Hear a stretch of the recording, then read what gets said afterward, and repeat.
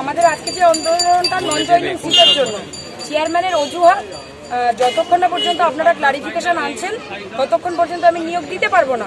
কিন্তু কেসটা হচ্ছে ট্রেড ভার্সেস গভর্নমেন্ট, তাহলে ক্লারিফিকেশন আনার দায়িত্ব শুধুমাত্র গভর্নমেন্টের। সেখানে থার্ড পার্টি আমরা আইএ ফাইল করেছি। আমরা এখনো পর্যন্ত বেকার, আমাদেরকে লয়ার ধরতে হচ্ছে, টাকাটা কোথা থেকে আসে?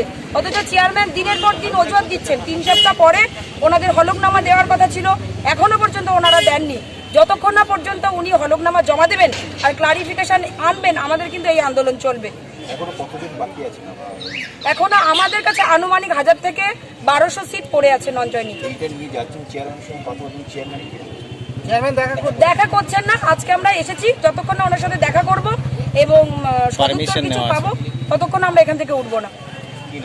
2009 সাউথ 24 পরগনা, আমি লক্ষ্মী মন্ডল।